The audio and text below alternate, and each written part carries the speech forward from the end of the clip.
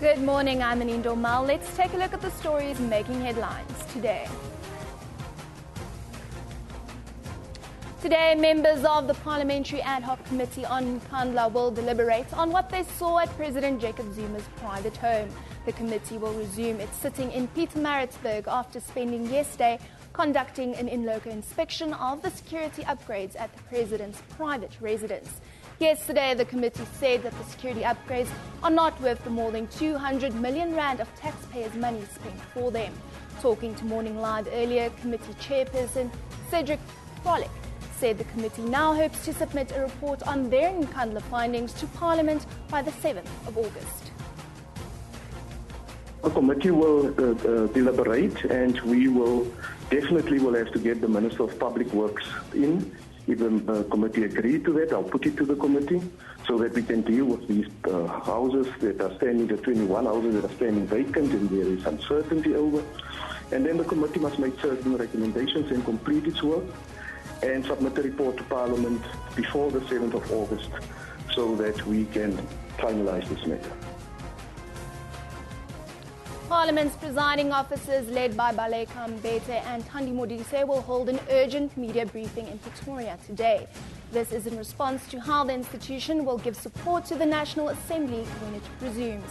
The committee is currently looking at ways of beefing up Parliament's protection services. The Public Protector is set to release her reports on the passenger rail agency on August the 3rd. A press briefing following Thuli Madonsela's investigation into allegations of maladministration and tender appointment irregularities against the rail agency was postponed to allow for further representations. Last week, the PRASA Board axed CEO Lucky Montana. Chief Engineer Daniel Ntumkulu was also suspended after it was found that he lied about his academic qualifications. The United Nations has refused to be drawn on talks of a possible unity government in Burundi. This after the Electoral Commission says over 70% of voters went to the polls in the presidential elections yesterday. Reports have emerged that the government of President Pierre Nkurunziza is open to opposition calls for a unity government to be formed in order to avert a civil war. The UN says it is awaiting a final assessment of the polls from its election observer mission that could come later this week.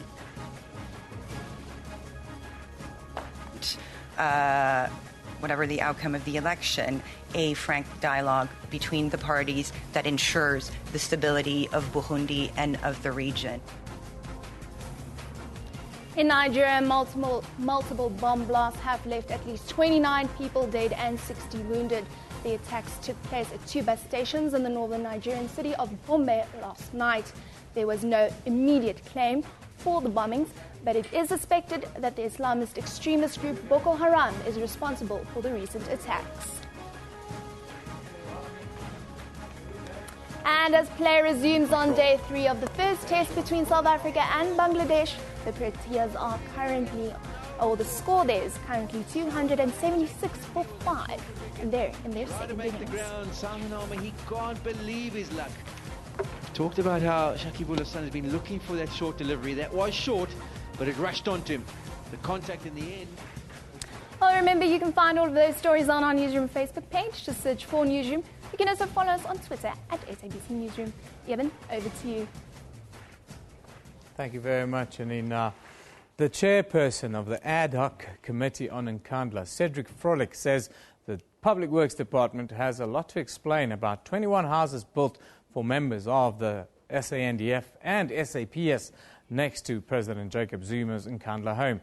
More than 135 million rand was spent on these non-security upgrades, which included the housing complex and an incomplete clinic. Frolick says it's clear that money's been wasted on the shoddily built clinic while the houses for security staff stands unused. The relevant people were there, and what we saw in front of us is a pool. A pool is a pool. It is all what it is being utilized for, and yesterday the minister articulated that it's primarily for fighting fires that may occur here, but it's also a recreational facility.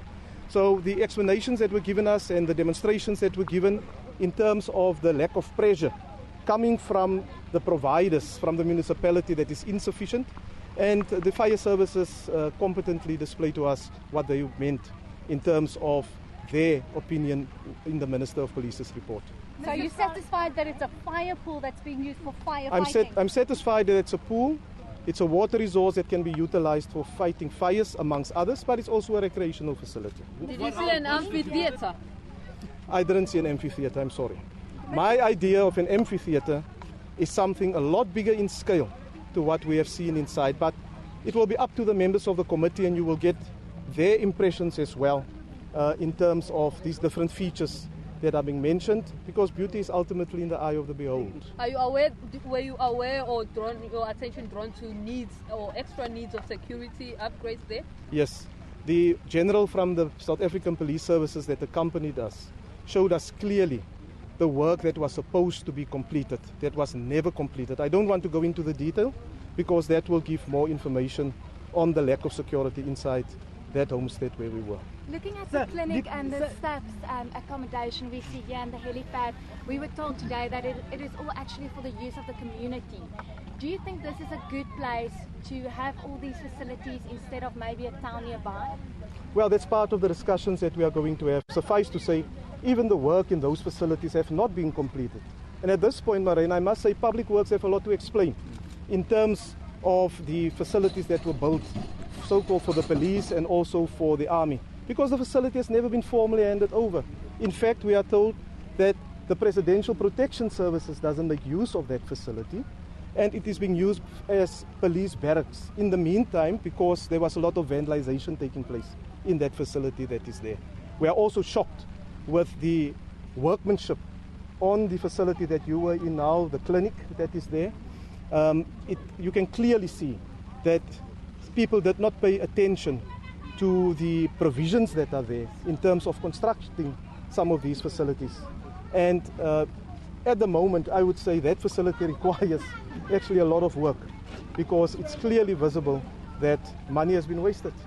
Mr. Frolick, there were people sleeping inside the barracks when we toured the facility. Who are they? We were told by the police that accompanied us, it is police. It can be anyone, policemen from the surrounding areas, some of the police that do ordinary guarding services outside. Most of them are unoccupied. But that's part of our discussions that we will have tomorrow. We were not very happy with the explanations that we received at the point. And where to from here now? Where to from here? We're going back to Pietermaritzburg, where the committee will sit tomorrow, and we will reflect on the visit to the President's homestead and also to the presentation made by the Minister of Police. Because a lot of the things that the Minister explained to us yesterday, we could contextualize today. And that is where the discussions must happen. I must also say that the figure that the Minister put out in terms of the 135 million for the place that is used now by the police as barracks, that is grossly inflated as well. As a committee, we can't understand why such an amount of money was presumably spent there. But critically, how it was simply attached to the security upgrades at the President's residence. Barracks cannot be security upgrades. Can you say that the president is totally unaccountable for what is happening here? He cannot be blamed at all. The committee was clear in terms of that question that you are asking. What I can say what has happened here is it's a classical example of how a prestige project of this nature should not be dealt with, because you expected that there would have been closer coordination between the relevant departments in dealing with this matter here. That is why you find now a situation where 20 or 21 houses, bachelor houses that were built, is standing vacant because nobody wants to accept the responsibility for who's actually supposed to occupy that. And whoever is responsible for that will have to pay. The departments will have to reimburse the Public Works. Now, he's the first sitting US president to go to Kenya or Ethiopia, and it's likely to be the last time he visits the African continent as the American president. Barack Obama is expected to arrive in Kenya tomorrow, where he will be attending the Global Entrepreneurship Summit in Nairobi before going to Ethiopia as part of a presidential visit to Africa. In Addis Ababa, Obama will meet with regional leaders to discuss the crisis in the South Sudan and speak to the African Union on other issues facing the continent. Now, To tell us a little bit more about what we can expect from these discussions, we are joined via Skype from Addis Ababa by the African Union Commission spokesperson, Jacob Eno Eben. A very good morning to you, Jacob. Thank you very much for joining us once again. Good morning. Great pleasure joining you. Just tell me quickly, the Global Entrepreneurship Summit that President Obama will be attending in Kenya first, what is the expectation from there? Do you have any idea?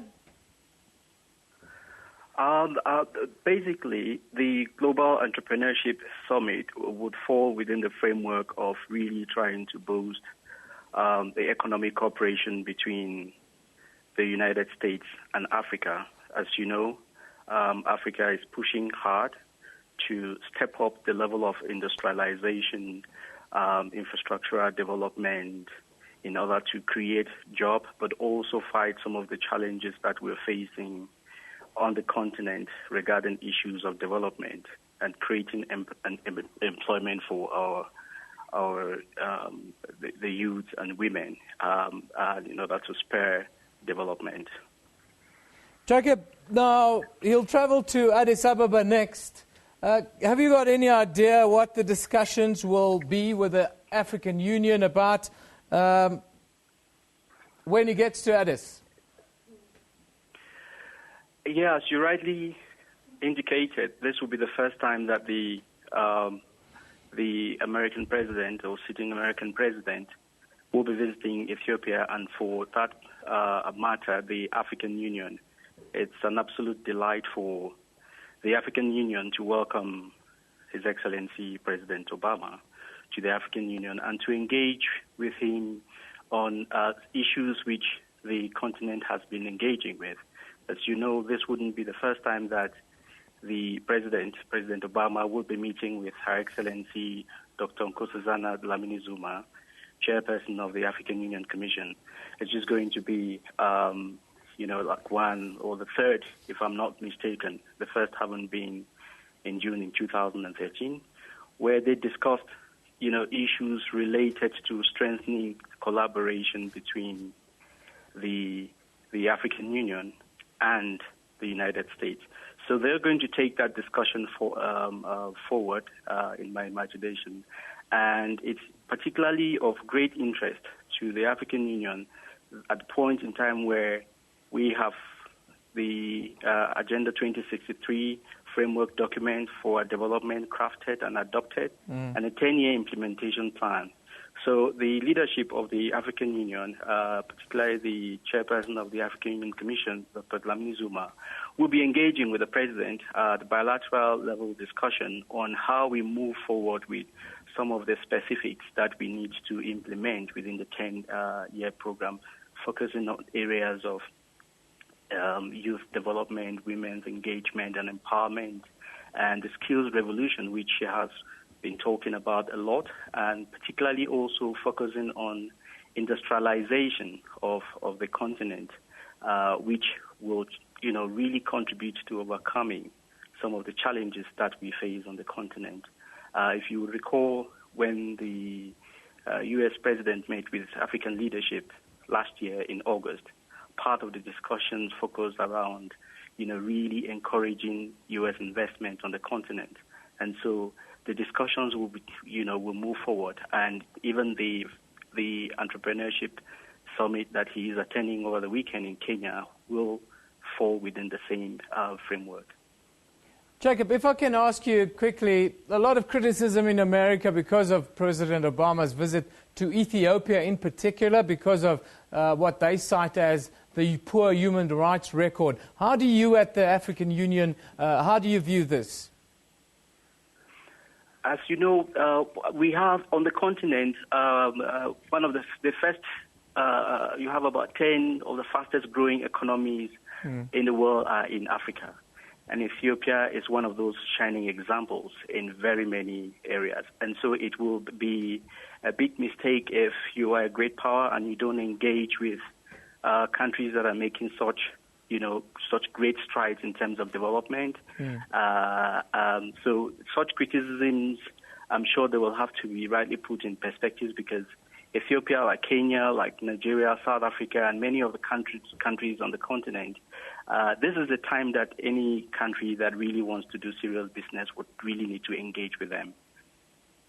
Jacob, I thank you for joining us and giving us that quick update. That's the spokesperson of the African Union, Jacob Ino Eben, and he talks to us about, of course, Obama's visit here to Africa. The Obama administration, well, is trying to encourage entrepreneurship on the continent, it says. And that is one of the reasons he's taken the Global Entrepreneurship Summit to Sub-Saharan Africa for the first time.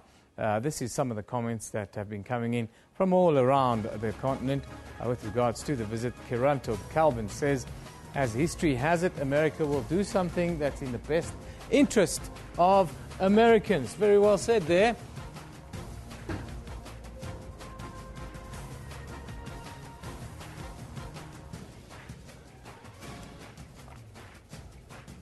Well, unfortunately, it looks like our tweets have frozen, stuck. Technical problems, I tell you. Now, we move on. We still talk about America, but after a decades-long strained relationship between the U.S. and Cuba, President Obama took the initiative late last year to improve the diplomatic relationship between the two countries. In April, President Obama announced that he would be removing Cuba from the state sponsors of terrorism list, which enumerates countries that sponsor terrorism. At midnight on July 20th, the United States and Cuba resumed official diplomatic relations after 54 years of broken ties. But, of course, the news currently dominating the world is President Obama's visit to Africa. To talk to us about both issues, we are joined in studio by political analyst and research associate at the South African Institute of International Affairs, Mr. Tom Wheeler. Good morning to you, Mr. Wheeler. Thanks for joining us. Pleasure. I wanted to ask you, before we talk about U.S.-Cuban relations, which of course plays out in the wider world, what do you make of the latest Obama visit to the African continent? And we're asking our viewers, what does it really mean? What do you think it really means? There is quite a focus at the present moment on Africa by the United States. You know, the Nigerian president was in Washington earlier this week for his first visit after taking office, and an improvement in relations between Nigeria and the United States will flow from that, because President Goodwill Jonathan, who's just left the seat of power, was not particularly positive about the United States and rejected assistance in dealing with Boko Haram. So there's a change of mood taking place in Nigeria and in the relations between those two countries. Now Obama's going to the other side of the continent, where his father was born, and as I think you said earlier, it's the first visit by a president of the United States to Kenya. Now, Kenya has had a closer relationship with the United States than Nigeria, and there's military assistance being given to the Kenyans in dealing with attacks by Al-Shabaab in Somalia, and also general both military assistance in hard form, and also for intelligence and so forth. And then, of course, we have the business aspect that you've already referred to. What is it that Africa should make of this, and how should Africa respond? We understand that there's an economic element to it, but isn't it that China's been a much closer ally to the continent over the last decade or so? I expect that has to be factored in, but recently Obama signed the African Growth and Opportunity Act extension for another 10 years, which means that African exports to the United States will enter the United States free of duty, and that's a great advantage for all African countries that have any manufacturing or other products that can be sold in the United States. So, of course, that global competition will continue, and let's not try to avoid looking at that and taking note of it. Absolutely, we need all the partners, I suppose, we can have to rebuild the African economy. Let's move on to US-Cuba, which I think is a very interesting development that's happened in recent times. How do you view the so-called normalization of relations between, let's not forget, communist Cuba and the USA? Well, I think the key to this is what Obama said when he made this announcement. This is the previous policy was followed for 54 years and it had no results. It's about time to look at some other way of dealing with this issue. And that is exactly, I think, what he has done. Instead of keeping them on this terrorism list, he's taken them off. He is going to relax the ability of businesses to trade with Cuba, for American citizens to visit there. A gradual process, perhaps. The symbolic one is the raising of the flags at the two embassies. The two countries have always had diplomats on the ground, but they've been in sort of an office attached to the Swiss embassy. But now they'll be there in their own right, with their own flags flying in front. So this is a gradual process of normalization, which will, I think, be to the benefit particularly of the Cuban people. What does the latest developments in the normalization of this relationship means for Cuba's long-standing partners, the likes of Russia and even China? Well, you see, I don't think Russia is such an important partner anymore. When it was still the Soviet Union, Cuba was got a large amount of funding from the Soviet Union. But that came to an end when the Soviet Union collapsed in 1991. And so they've been in dire straits ever since. And once Raul Castro took over from his brother Fidel, he started to relax some of the hardline communist policies that existed before. And small businesses are allowed now. Families can own like boarding houses, restaurants, and so on. So the gradual movement away from hardline communism has been going on for some time. I read something interesting this morning. I just want to, if you maybe know about it, or if you've read it yourself. It said in 1973, Fidel Castro said,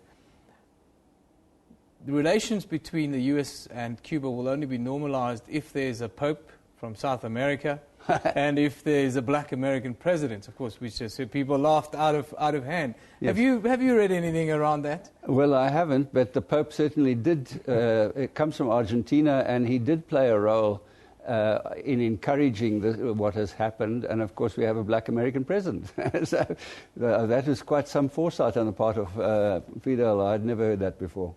Prophetic indeed. I want to ask you about, it's not all moonshine and roses now, of course. They're still ideologically poles apart. How do you see this normalization play out? It's going to take decades, I would think, in order for it to really pan out. Yes. Well, you know, nothing has prevented tourism from developing in Cuba, but American citizens have been forbidden to travel there. So that, I'm sure tourism is going to change the face of Cuba. Perhaps, Cuba was like a time capsule with all these old cars and old buildings and so on. That I'm sure is going to change, perhaps regrettably in a sense, when one gets sentimental about these things. But I think what is key to this is that a new generation of Cuban Americans is coming on the scene. The people that fled Cuba at the beginning were very much opposed to any sort of change.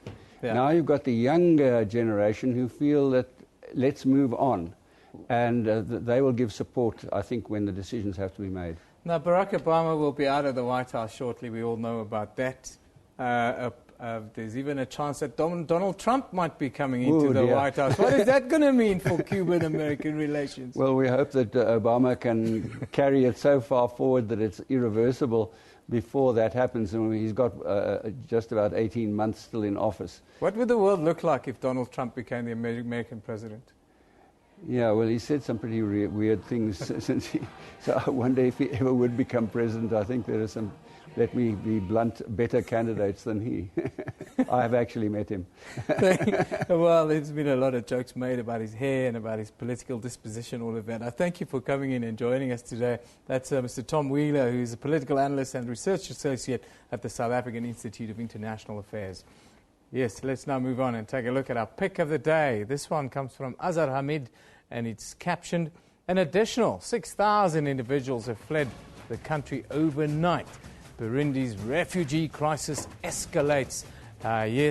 Of course, we are waiting final results from the presidential election in that country today, and I can tell you that we have a team there. Buya Mvoko, our contributing editor, our foreign editor, Sophie Mokwena. They'll keep us updated how things develop, and hopefully tomorrow we'll be able to collate it all on the show and bring you a live crossing from there that will give us all the information that we can get. Now, let's take a look at the front pages from around the globe. We start in Europe.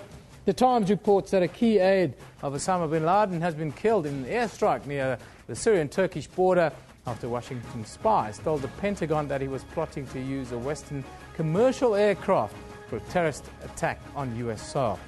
Moving to the United Kingdom, the Independent reports Syria has been named as the most dangerous country in the world now, amidst its civil war and the rise of ISIS, according to a huge set of new figures showing global levels of peace and violence. And finally, Israel, the Jerusalem Post.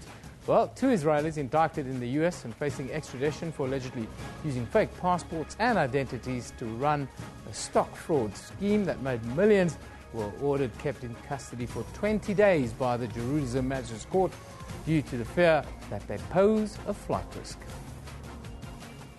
Quick look now at what's happening around the country. We start in Port Elizabeth, where the ANC Youth League is expected to protest at the court appearance of 3 men arrested in connection with the assault and death of initiates during the past winter season. 28 boys now confirmed to have lost their lives during the initiation season this winter. In Krugersdorp, here in the north, a teacher who allegedly broke a pupil's hand with a steel pipe is expected to appear in the magistrate's court. During his last appearance in May, the teacher was released on bail. Time for us to take a break. You're watching Newsroom on SABC News.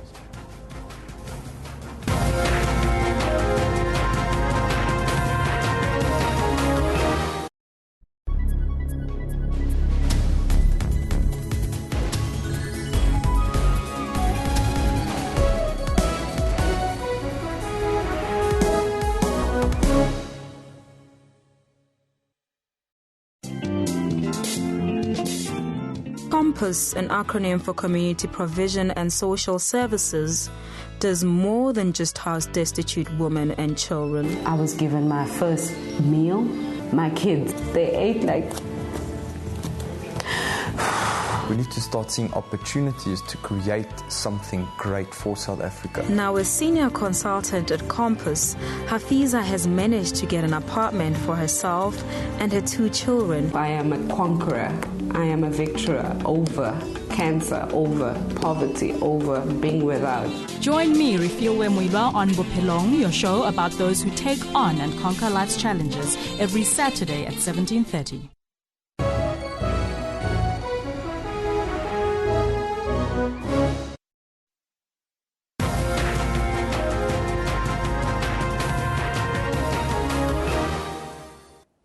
Agriculture is one of the key issues that needs to be addressed across the African continent.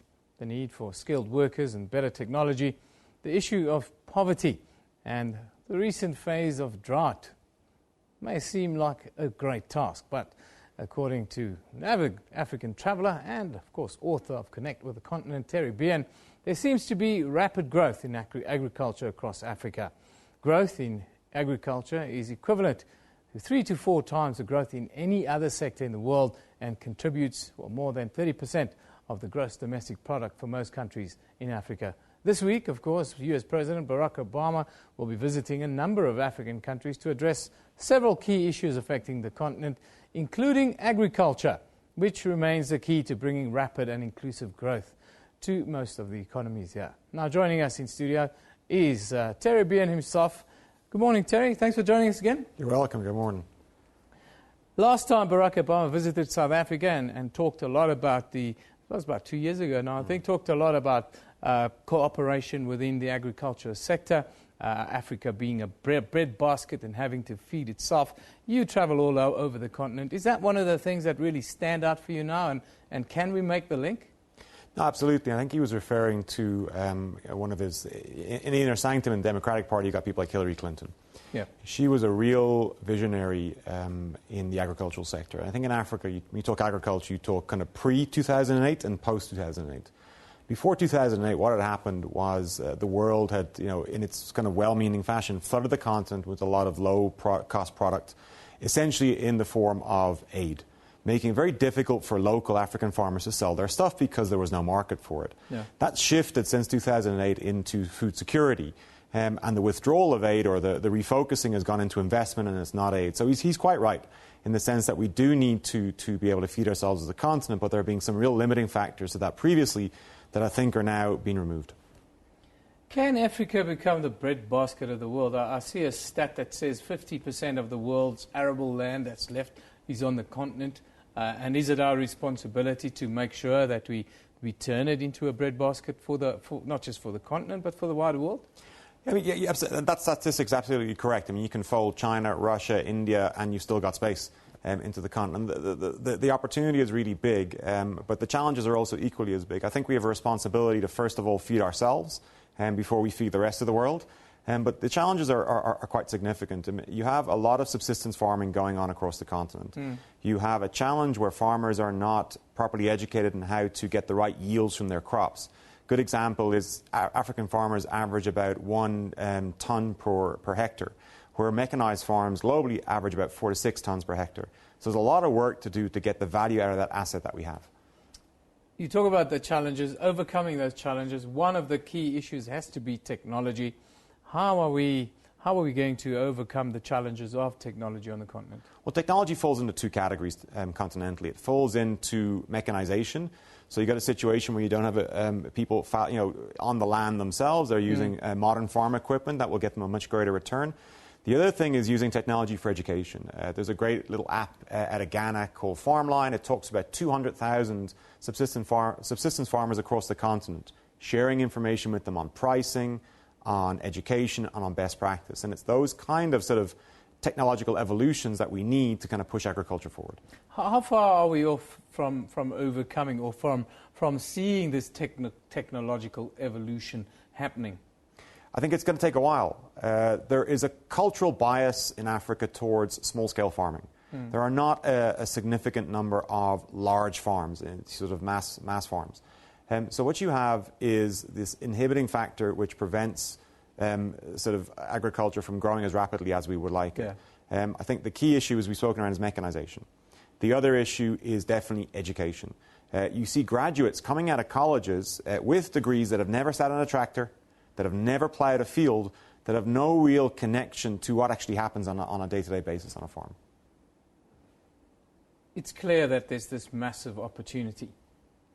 Is there the political will? Is there enough peace on the continent for us to seize this opportunity that sits right in front of us here on the continent? I think so, and I think it's a little bit late in coming. I think if we draw the parallels between technology, you see a number of countries, where Obama's visiting today, Kenya. It's been specifically good at looking at investing in technology, in creating these little sort of innovation hubs where they will bring technology to existence and to life. That's now started to happen in agriculture.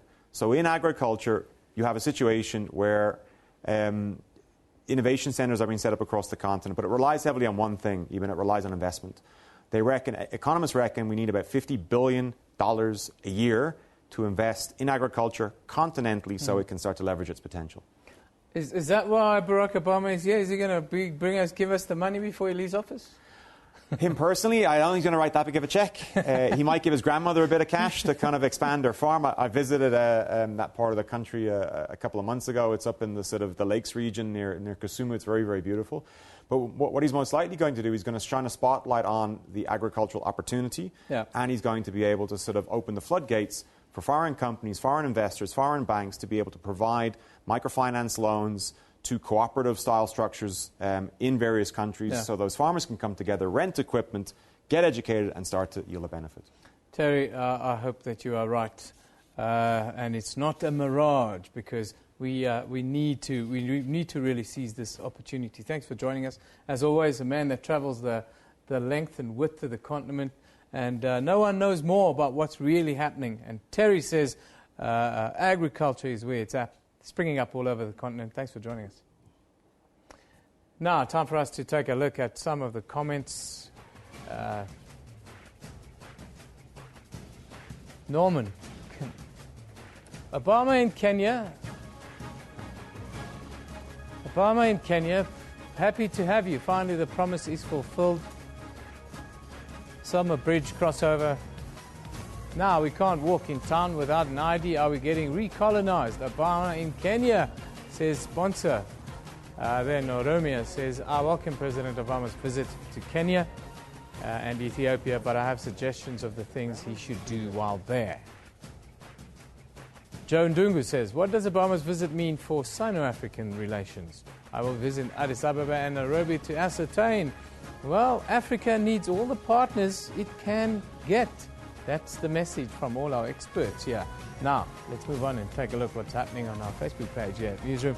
Members of the Parliamentary Ad Hoc Committee on Nkandla will deliberate on what they saw at President Jacob Zuma's home and the report of Police Minister Nathi Nhleko today. The committee will resume its sitting in Pietermaritzburg after spending yesterday conducting an in-loco inspection of the security upgrades at Nkandla. Then, President Barack Obama, of course, arrives in Kenya tomorrow for a 4-day trip to the continent.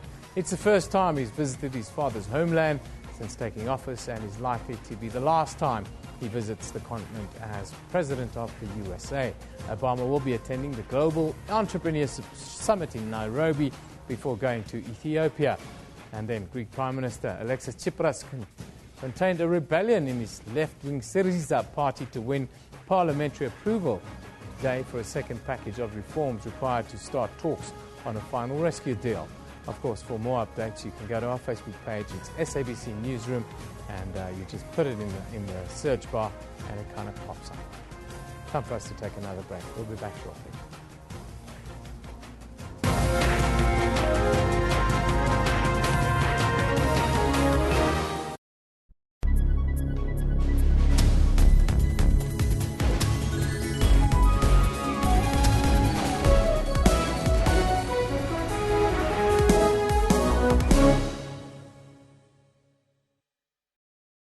My people, we are getting there, and thanks to you, Pati is set to become our country's 12th official language.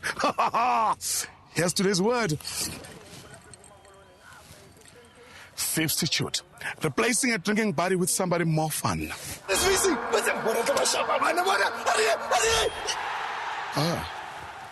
more like it. Help make Pati South Africa's 12th official language. Sign the petition today. I've got a credit card.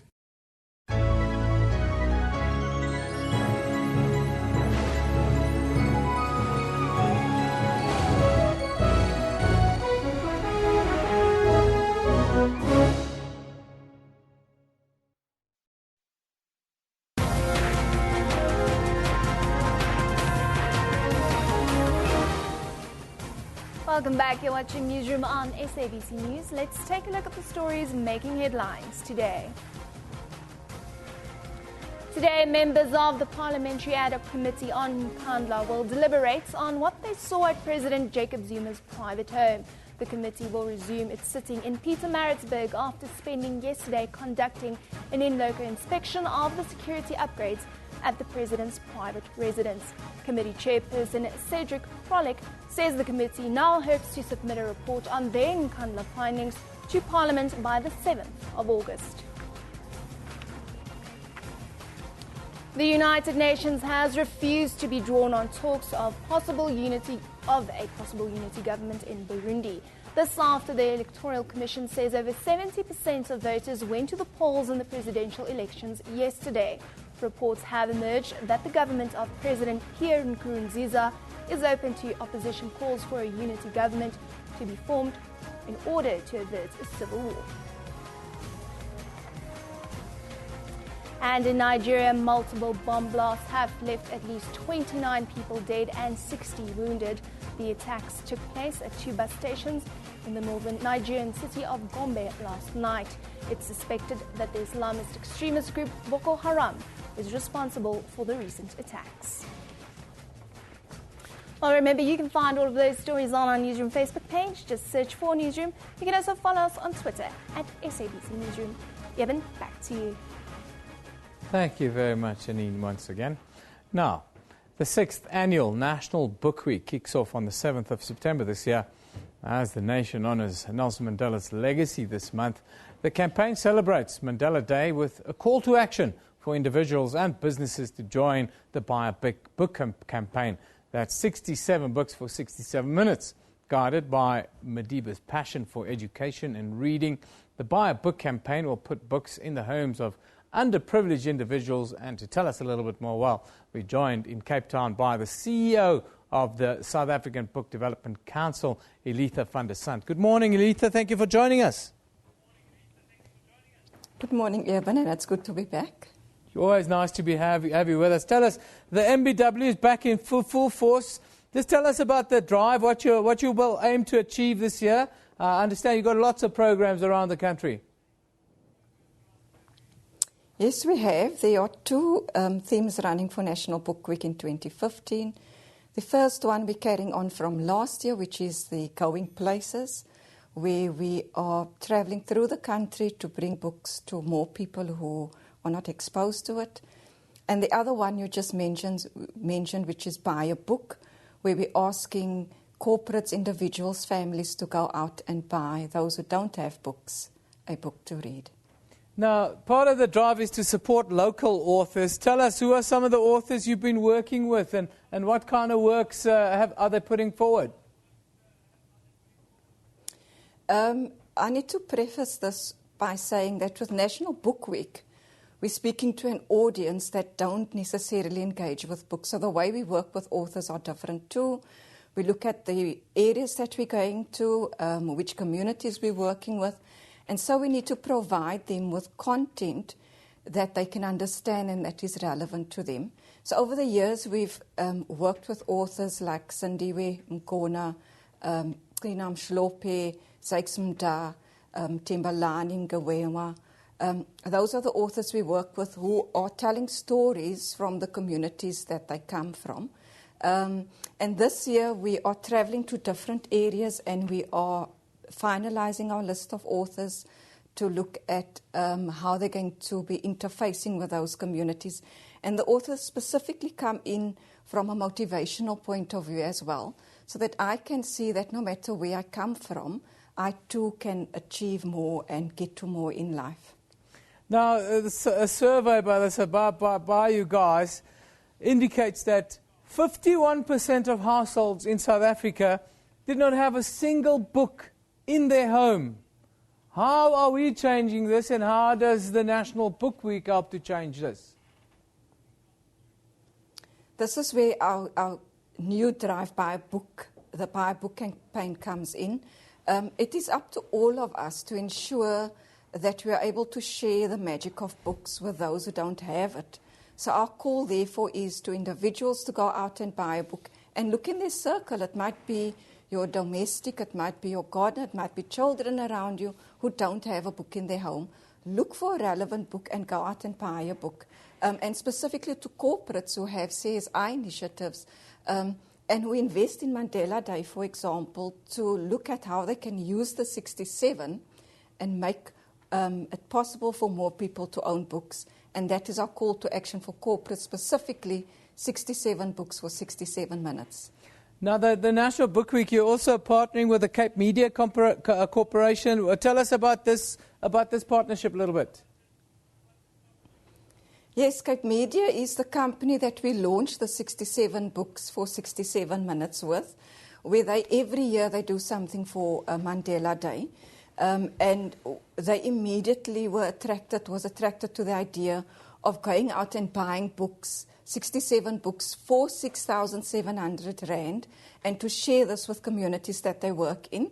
And so we launched it on 2 weeks ago in a place called Mfoleni on the Cape Flats with children at an orphanage, where we looked at books and they bought the package and we went out as National Book Week with them to bring the joy of books to the children there.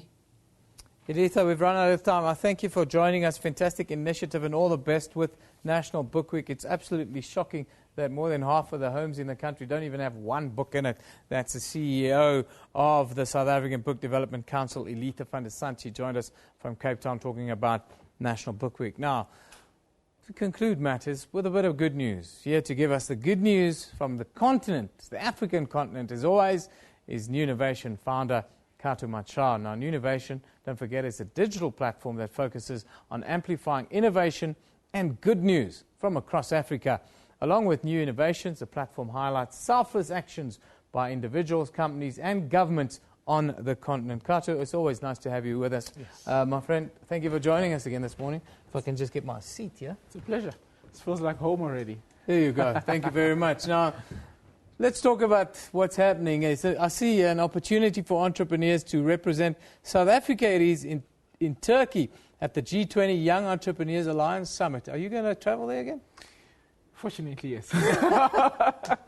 We were hoping that we could take you with. Eh? We should talk about that. I'm always available for an overseas trip. No, but tell us about the summit. The G20, as you know, the G20 summits that happens every year. This year is happening in Turkey. And alongside the summit for heads of states, we got a G20 Young Entrepreneurs Alliance, which the local chapter, which is headed by Ms. Innocentia Mutau, is actually a part of. And we, as New Innovation, have partnered up with them, and we said to them, how about if we take entrepreneurs that can actually benefit in meeting international counterparts? Now, these entrepreneurs should be in operation for at least a year. Their business should not necessarily be a flourishing business, but it should be something that can actually be assisted by them meeting other counterparts in international states. So this is what we're trying to do. We're saying go out onto the New Innovation platform, newinnovation.com, and find the G20 icon. You can apply there, and we will then evaluate it and take them with going forward. Well, that's fantastic. Now, I see something here that's really quite special, is that an engineer from Witbank here in South Africa, you know, we're always battling with power outages, well, not just in South Africa, but across the continent. Tell us about the load-shedding generator. Even every time when we come here, we're constantly speaking about energy. I'm trying to withhold myself from not mentioning ESCOM, but unfortunately, it has created a lot of good opportunities for young people out there. This engineer, he went to the University of Western Cape, but he then realized over the past 4 years that he wanted to create a generator that can use more than one energy source. He can use gas, it can use solar, it can also use firewood, and I'm yet to finalize to really confirm that. A firewood generator. Yes. I want one of those. You just stuff it in, and then it gets converted. The energy gets converted to power. Into electricity. That's amazing. You know, perfect for load shedding. You've got to bring this young man into the studio at some point. We have to talk about this. But now, the one that really caught my eye today is a guy called Kenton Lee invented a shoe that grows to help children in Africa who have to walk barefoot to school. Now, I mean, we all know the stories about having to walk 15 miles to school and the like. Tell us about this. It sounds incredible. You know, we also know the stories of where you grow up, when your mom goes and buys you a shirt, it says, buy a bigger one, uzokhula nayo. You grow with it. You grow into it. I did it yesterday with my daughter, actually. This shoe is a typical one that you buy and say you'll grow with it, you know, because every time when you grow, it gets adjusted. You can wear it as long for over 6-7 years as it is being adjusted going forward. On the pictures that have been shown, this man saw the need based on the kids in Tanzania, and they felt that why don't we create something that would be relevant for African kids? And the kind of soul that it just got underneath it, it is so perfect that the Department of Education out in Tanzania has actually approved it and accredited it to be one of those that can really be part of the education system. So it's exciting innovations coming out of Africa. Wow, that's fantastic. Now, Barack Obama's here. What's your expectation? Global Entrepreneurship Summit over the weekend. How do you view that and the visit, quickly before we wrap? Look, I think the last time he was up in Nigeria, there was a lot of hype and a lot of young people came through. And this time around, he's further closer to home. We're seeing a lot more innovations coming out of the different relationships that are going to be created there. So from an innovations perspective, I think a lot is going to come out. A lot of people are saying Obama hasn't done a lot for Africa. But when we're looking at what we are able to do now, the G20 summit and all that, there is a lot that has been done by the Obama administration. Maybe rather they've enabled us to be able to do a lot more and to interact from an innovation perspective. I mean, just for an example, we are developing the e-mobility sector with the Technology Innovation Agency, and Silicon Valley is one of the partners that is coming on board. Talk of what Obama has done. Something good is happening. It is happening. We can see it in all the sectors on the continent. There's growth. I'm hopeful that we can develop the agricultural sector a little bit, because I really think that's where it's at for our people here on the continent. Thanks, Katsu. Nice to have you with us, as always. Thank you. Now, that's where we wrap it today. The good news. Newsroom is broadcast live from our studios in Auckland Park, Johannesburg, every weekday morning between 9 and 10 a.m. We also stream live on YouTube at that time, with the whole show available on demand on our YouTube channel. This is SABC News. You've been watching Newsroom. We love it in the morning.